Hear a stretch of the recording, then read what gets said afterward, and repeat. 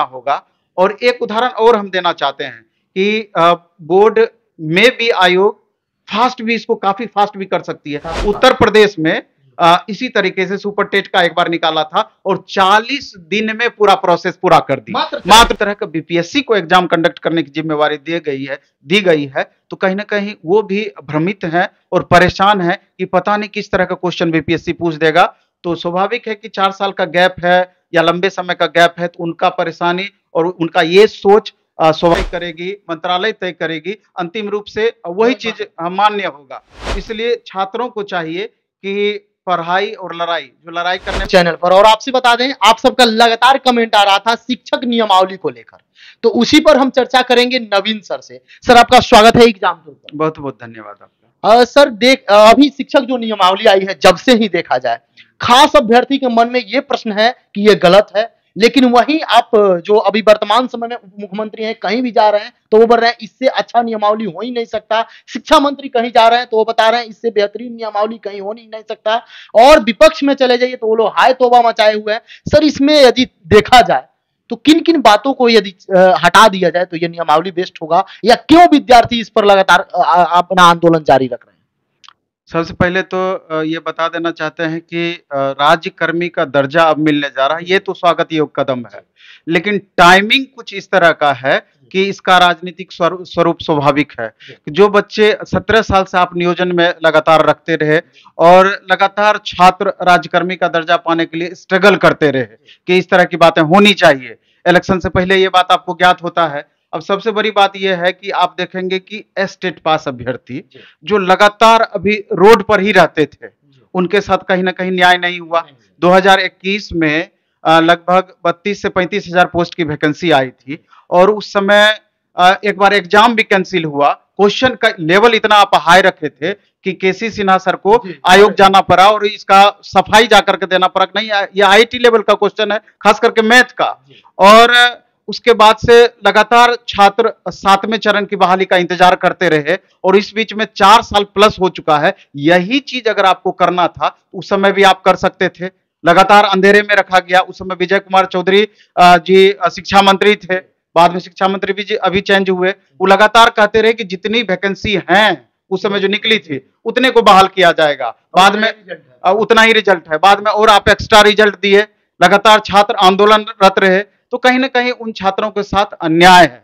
और दूसरा कि जो नियोजित शिक्षक हैं उनको भी वो भी कहीं ना कहीं ठगा हुआ महसूस कर रहे हैं कि अब हमको एक एक्स्ट्रा एग्जाम देना होगा और वो पास करेंगे तभी हमको राज्यकर्मी का दर्जा मिल पाएगा, नहीं तो हम नियोजन के स्वरूप में ही हमको ढल करके रहना पड़ेगा। सर एक प्रश्न मेरे मन में है, अभ्यर्थी का भी लगातार प्रश्न था कि जो भी विपक्ष में नेता हुआ करते हैं, 15 में ही देख लिया जाए तो उस समय बीजेपी जब विपक्ष में हुआ करती थी या इससे पहले जब उप मुख्यमंत्री तेजस्वी प्रसाद यादव जी जब विपक्ष में हुआ करते थे तो उन्होंने साफ तौर पर सर बोला था कि जितने भी शिक्षक अभ्यर्थी हैं उनको हम राज्यकर्मी का दर्जा देंगे और जो भी खाली सीट है उसको हम 7वां चरण निकालकर तुरंत आते ही वैकेंसी करेंगे। तो ऐसा सर क्यों अभ्यर्थियों के साथ हमेशा नाइंसाफी किया जाता है? अब क्यों होता जाएगा, ये तो राजनीतिक दांवपेच है। हर पार्टी लगी हुई है कि हमको इसका श्रेय मिल पाए, इसका हम लाभ ले पाए। विपक्ष वाले इसका विरोध करेंगे और पक्ष वाले इसका सपोर्ट करेंगे। इस पचड़े में हम लोगों को नहीं जाना है। एक तो ये पक्ष हो गया जो बातें अब बोले। अब इसके दूसरे स्वरूप पर आइए कि किस तरीके से राज्यकर्मी का दर्जा मिलने के बाद ये अब आगे स्टूडेंट के लिए फायदेमंद हो सकता है। तात्कालिक नुकसान देखने को मिल रहा है, बहुत बच्चों को प्रतीत होता होगा, लेकिन दूरगामी इसका एक अलग प्रभाव पड़ना है। एक प्रश्न अभ्यर्थी के मन में है कि इसमें कितना सीट रहने की संभावना है?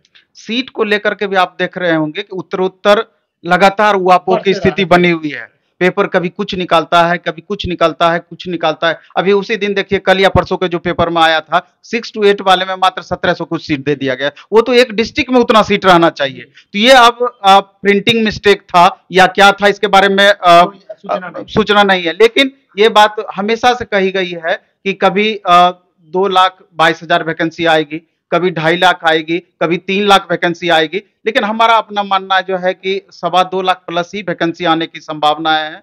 और उसमें भी आप देखेंगे कि 10th प्लस 12th इसमें 80,000 प्लस वैकेंसी की बातें कही गई थी और नंबर ऑफ वैकेंसीज में वेरिएशन लगातार देखने को मिला है। लेकिन चूंकि कुछ बातें अपने हाथों में नहीं होती है, आप लाख डिस्कशन कर लें, आपकी बातें वहां नहीं चलेगी। जो सरकार तय करेगी, मंत्रालय तय करेगी, अंतिम रूप से वही चीज मान्य होगा।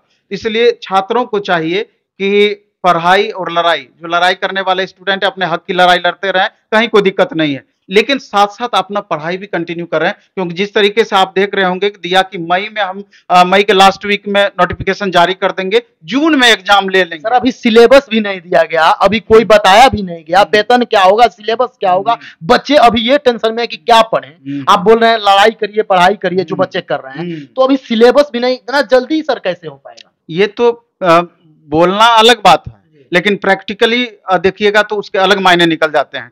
कैसे आप एक महीने में एग्जाम ले लीजिएगा, मई में नोटिफिकेशन निकाल दीजिएगा और जून में एग्जाम ले लीजिएगा?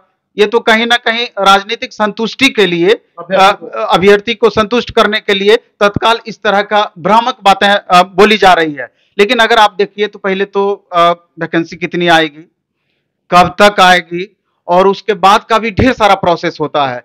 जब एक बार फॉर्म निकलेगा तो 1 महीने का कम से कम डेट रहेगा, स्क्रूटनी होना है, छटाई होना है, फिर उसका सेंटर की बातें होंगी, आयोग किस तरीके से एग्जाम लेगा, एग्जाम में कितने नंबर ऑफ क्वेश्चंस रहेंगे, ये भी अभी डाउट बना हुआ है कि 100 रहेगा कि 150 रहेगा।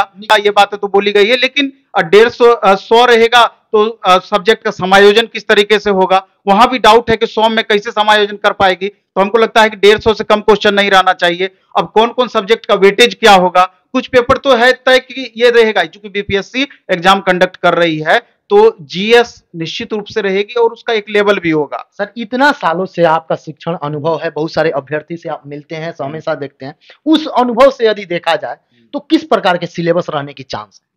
मेरे ख्याल से जो होना चाहिए, अभी आप देखेंगे कि सबका लेवल अलग है। 1 to 5 का लेवल अलग है, 6 to 8 का लेवल अलग है, 9 10th का अलग है, 11 12th का लेवल अलग है। तो उसका पैटर्न का भी जहां तक सवाल है, सिलेबस का भी है। तो जैसे एक बात इसमें और है जिस पर गौर करना चाहिए, और मैक्सिमम स्टूडेंट ये बात पूछते हैं कि सर ये जो आयोग बीच बीच में, आयोग नहीं, पेपर में इस तरह का न्यूज जो देखने को मिलता है कि एक ही दिन में 4 पोस्ट का एग्जाम ले लिया जाएगा, ये कैसे संभव है? क्योंकि इसमें बहुत सारे ऐसे अभ्यर्थी हैं, वो 4 पोस्ट का फॉर्म भरेंगे, 4 अलग अलग फॉर्म भरेंगे। तो अब प्रैक्टिकली बोलना थ्योरेटिकली अलग है, लेकिन प्रैक्टिकली ये चीज बिल्कुल ही संभव नहीं है, क्योंकि 1 to 5 का स्टैंडर्ड अलग है, सबका अलग अलग स्टैंडर्ड है। तो कम से कम मिनिमम 2 दिन तो हमको लगता है कि एग्जाम लेना ही पड़ेगा। एक दिन में 2 सीटिंग, एक दिन में 2 सीटिंग, 4 सीटिंग का अलग अलग एग्जाम होगा, तब जाकर अभ्यर्थी सभी एग्जाम में शामिल हो पाएंगे। एक तो ये बातें हुई। तो मेरा अपना मानना है कि यहाँ पर हम बोल ही सकते हैं, ये तो इम्प्लीमेंट करना ना करना ये सरकार की बातें हैं। हमारा सजेशन ये होगा कि जिस तरीके से अभी रेलवे की, अगर 1 मिनट हम बात घुसाते हैं, जिस तरह रेलवे एनटीपीसी की वैकेंसी निकली थी, उसमें 13 अलग अलग तरह का पोस्ट था, उसमें और 6 लेवल में बटा हुआ था। तो अभ्यर्थी जो ग्रेजुएशन पास थे वो सारे लेवल के लिए फॉर्म भर रहे थे, इंटर लेवल के लिए, ग्रेजुएट लेवल के लिए एप्लीकेबल थे। तो वहां पर क्या हुआ कि बच्चों से शुरू में ही पोस्ट ऑफ प्रीफरेंस ले लिया गया, और पोस्ट ऑफ प्रीफरेंस के बाद एक ही बच्चे का मैक्सिमम लेवल में सिलेक्शन भी हुआ। तो वैसी परिस्थिति में जब वेरिफिकेशन किया गया तो ऊपर से नीचे की ओर बढ़ा गया। पहले लेवल 6 का लिया गया, लेवल 5 का किया गया, लेवल 4 3 2 का। अब हाँ, तो यहां पर अब गौर करने वाली बात है, जैसे ही बच्चे लेवल 6 का वेरिफिकेशन करवाए तो जिनका सिलेक्शन लेवल 6 में हुआ वही उसको लॉक कर दिया गया। अब आपको लेवल 5 4 में आपका मैनेज नहीं होगा। और फिर उसके बाद दूसरे बच्चे को मौका मिला, तीसरे बच्चे को मौका मिला, अलग अलग लेवल में। तो अगर ऐसा करती है आयोग, बीपीएससी ऐसा करती है, शिक्षा मंत्रालय ऐसा करती है, तो हमको लगता है कि मैक्सिमम बच्चों को चांस मिल पाएगा। और कंपटीशन लेवल के भी अगर आप बात करेंगे, मन में रहता है तो ये मान करके चलिए कि 5 से 6 लाख एप्लीकेंट होने की संभावना है, और 2.25 लाख से 2.5 लाख पोस्ट की संभावना है। तो अगर देखा जाए एक तरीके से तो कंपटीशन लेवल ना कम है ना ज्यादा है। अगर एक्चुअल देखिएगा तो कौन बाहर जाएगा, कौन भीतर आएगा। लेकिन फिर भी चूंकि समय कम होगा, इसलिए कि स्टूडेंट को सजग रहना होगा। और एक उदाहरण और हम देना चाहते हैं कि बोर्ड में भी आयोग फास्ट भी, इसको काफी फास्ट भी कर सकती है। उत्तर प्रदेश में इसी तरीके से सुपर टेट का एक बार निकाला था और 40 दिन में पूरा प्रोसेस पूरा कर दी, मात्र 40 दिन में। इस लेकर के स्टूडेंट को ये नहीं मानते हैं कि बिहार है, यहाँ 3 महीना 4 महीना का समय लगना लाजमी है मिनिमम, और मैक्सिमम का तो कोई लिमिट नहीं है कि 5 साल लगेगा, कितना लगेगा, इलेक्शन टपा देगा। लेकिन फिर भी स्टूडेंट को सजग होकर के 2 महीना 3 महीना का टारगेट लेकर के आगे बढ़ने का प्रयास करना चाहिए। और जहां तक सब्जेक्ट का सवाल है, निश्चित रूप से सीडीपी और एप्टीट्यूड रहेगा ही रहेगा, जीएस सेक्शन रहेगा ही रहेगा। बाकी मेरे ख्याल से लैंग्वेज का भी स्थान होना चाहिए, उसमें हिंदी है, इंग्लिश है, संस्कृत है। उसके अलावा अभी जिस तरीके से हेडमास्टर का एग्जाम प्रधान शिक्षक का हुआ था, 50% वेटेज एप्टीट्यूड का था और 50% वो मैथ रीजनिंग का भी क्वेश्चन डाले थे, जीएस में करंट अफेयर्स भी डाले थे, साइंस आर्ट सारा सेक्शन था, यानी तो सारा पढ़ना चाहिए। तो दूसरी बातें इसमें ये भी है कि चूंकि 1 to 5 का एक अलग लेवल है, वहां जीएस में ईवीएस पढ़ना होगा, 6 to 8 में साइंस आर्ट्स अलग अलग हो जाएगा, 9, 10th और 11, 12th में जो कंपटीशन लेवल का जीएस पूछता है उस लेवल का जीएस पूछा जाएगा। उसी हिसाब से स्टूडेंट को तैयारी भी करनी चाहिए। और अच्छी बात यह है कि अब जैसे महिलाओं की अगर हम बात की जाए, निश्चित रूप से एक स्वागत योग्य कदम यह है कि प्राइमरी में 1 to 5, 6 to 8 में 50% रिजर्वेशन उन लोगों को दिया गया है।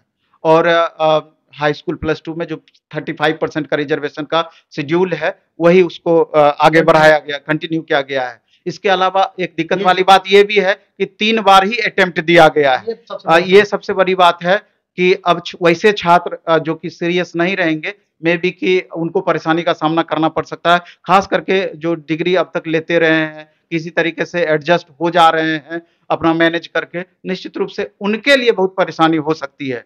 इसलिए अगर रिजल्ट चाहिए, बिना मेहनत का कोई उपाय नहीं है। और पुराने छात्रों को स्टेट पास अभ्यर्थी जो लगातार मेहनत करते रहे हैं, रोड पर लगातार रहे हैं, निश्चित रूप से उनके साथ तो नाइंसाफी हुई है। सर जो पढ़ाते आ रहे हैं बहुत पहले से जो शिक्षक, उनके साथ भी तो नाइंसाफी हुई है सर। अब जैसे नियोजित शिक्षक जो लगातार अभी पोस्टेड जो है, तो उनका एक तरीके से पढ़ाई से लिंक सीमित हो गया है, क्योंकि वो जो सब्जेक्ट पढ़ाते होंगे तो वहां पर उनका लेवल ठीक होगा, लेकिन जिस तरह का बीपीएससी को एग्जाम कंडक्ट करने की जिम्मेवारी दी गई है, तो कहीं ना कहीं वो भी भ्रमित हैं और परेशान हैं कि पता नहीं किस तरह का क्वेश्चन बीपीएससी पूछ देगा। तो स्वाभाविक है कि 4 साल का गैप है या लंबे समय का गैप है, तो उनका परेशानी और उनका ये सोच स्वाभाविक है। तो कहीं ना कहीं सरकार को गंभीरता पूर्वक उन पर भी विचार करना चाहिए और उनके लिए एक अलग तरह का प्रश्न पत्र का पैटर्न दे तो मेरे ख्याल से और बेहतर होगा, क्योंकि उनका जो समायोजन होना है वो तो ऑलरेडी पोस्टेड है, वहां पर उनको डायरेक्ट राज्यकर्मी का मोहर लगना है, अलग से इस वैकेंसी में हम मेरे ख्याल से ऐड होने की बात है नहीं। तो उनके लिए थोड़ा उदारतापूर्ण तरीके से सरकार को आगे आना चाहिए उसमें। सर अगर मान लीजिए नहीं आती है, सरकार का जो नियम है उसी पर तो सब लोग आएंगे, तो उनको हिस्ट्री, ज्योग्राफी, पॉलिटी, इकोनॉमिक्स, इन सारे चीजों अगर नहीं आती है तो निश्चित रूप से उनके लिए चिंता करने की बात है, निश्चित रूप से चिंता करने की बात। सर जो पैटर्न अभी प्रिंसिपल वाले एग्जाम में, प्रधानाध्यापक का जो एग्जाम हुआ, कुछ ना कुछ तो परसेंटेज वो रहेगा। मेरे ख्याल से जीएस का जो लेवल रहा है 100% उस लेवल को, खास करके हाई स्कूल प्लस 2 में उसको फॉलो किया जाएगा। नीचे वाले में तो लेवल डाउन रहेगा, उसमें कोई दिक्कत नहीं है, लेकिन उसमें फॉलो किया जाएगा, इसलिए उसको आधार बना सकते हैं। इससे पहले 93 में एग्जाम हुआ था, बीपीएससी ही कंडक्ट की थी, 99 में एग्जाम हुई थी पीटी और मेंस, बीपीएससी ही कंडक्ट की थी। तो जीएस का एक अलग लेवल रहा है और हाल के दिनों में करंट अफेयर्स का परसेंटेज बढ़ा है। तो इन सब बातों को ध्यान में रख करके मेरे ख्याल से तैयारी में आगे बढ़ना चाहिए। सर आपका अभ्यर्थियों के लिए क्या संदेश होगा, जो अभ्यर्थी हताश हैं, निराश हैं, उनके लिए? चूंकि हताश निराश सब वाजिब है, चूंकि अभ्यर्थी का कैटेगरी भी अलग अलग है, कोई खुश होंगे, कोई दुखी होंगे, लेकिन ये मान करके चलना है, लड़ाई और पढ़ाई वाली बात जो हम हमेशा बोलते हैं यहाँ पर भी कंटिन्यू रहेगा। आप जो से कल्पना कर रहे हैं कि इस तरह का सिलेबस में भी हो सकता है, वो तो आगे आने वाले दिन में पता चलेगा। अपने को उसके अनुसार तैयार रखना है, क्योंकि आप दिन भर रोड पर ही रहेंगे, उसी चीज में लगे हुए रहेंगे, तो जो सरकार की स्थिति दिख रही है, तो मेरे ख्याल से ये दमनपूर्ण तरीके से ये अपनी बात को लागू करने की कोशिश करेगी। और सब दिन यही होता है आंदोलन में कि लगातार हल्ला हो हंगामा होते रहती है, बाद में धीरे धीरे समय आगे बढ़ जाती है और एक बार नोटिफिकेशन निकाल देगी, धीरे धीरे सब कुछ शांत हो जाएगा। यही जनरली होता है। वैसी स्थिति में वो छात्र वहां पर परेशान रहेंगे, इसलिए अपना पढ़ाई भी साथ में कंटिन्यू रखें।